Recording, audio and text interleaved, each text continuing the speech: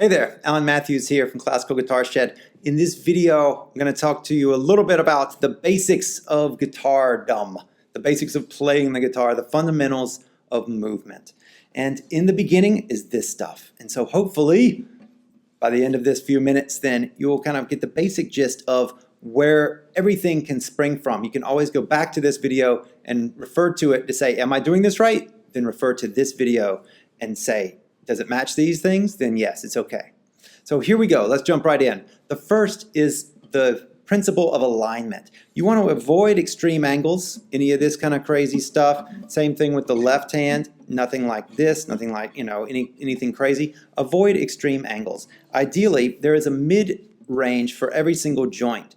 And so if you look at the range of motion for everything, every joint, there's this middle zone.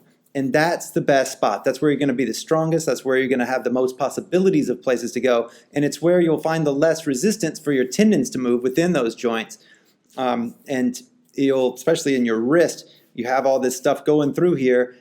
Avoid any kind of extreme angles. So that's one. Ideally, straight wrist. You can move right from, if you can imagine a string being in your elbow, and which this kind of dovetails with our second one. But you can imagine that there's a string in your elbow and you pull that string and it would just attach to your fingertips and it would just pull your hand closed.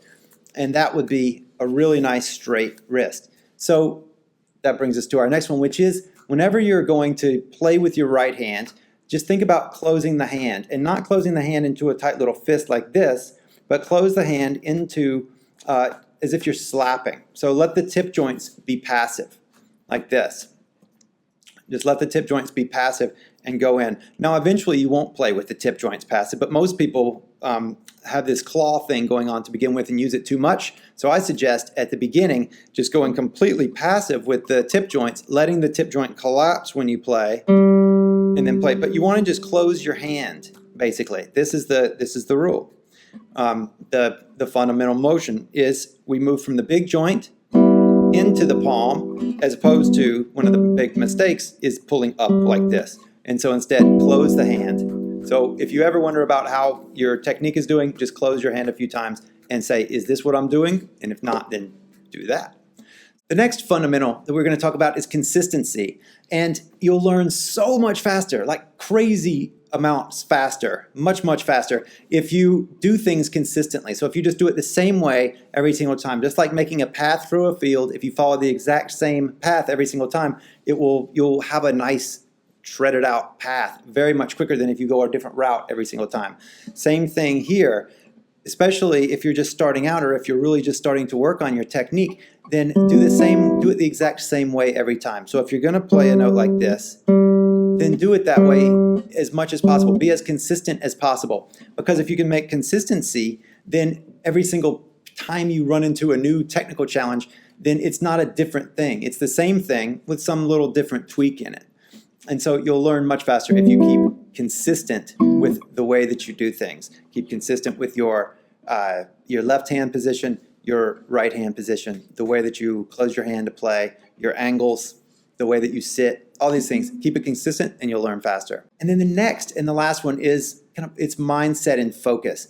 If you are focused in your practice, then you will learn, again, so much faster and you will actually ingrain the right things. You can stay more aware. As we play more and more complex music, the mental challenge is huge. I mean, just to play the notes is hard enough.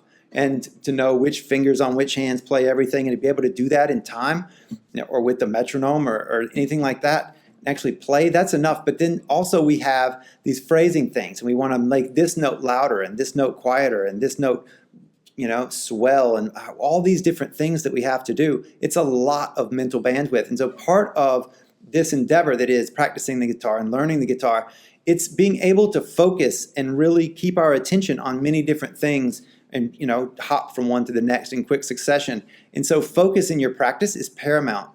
If you are not focused in your practice, whenever you get in front of people, you will also be really unfocused, but then you'll realize it whenever you get in front of people, because then you'll be more present. You'll just realize how much your mind is all over the place. So whenever you're practicing, keep your focus as razor sharp as possible. If you notice yourself thinking about the grocery list or what he said, she said, they said, then just gently bring yourself back and be like, oh, I'm off track here. Come back to, there's my finger placement. There's my this. There, I'm closing my hand. Whatever it is that you're focusing on that's guitar related, that's a huge part of playing as well. So those are the basics. If you can get those down, you are well on your way. Well, I hope this helps. Please subscribe to this channel, and I'll see you soon. Bye-bye.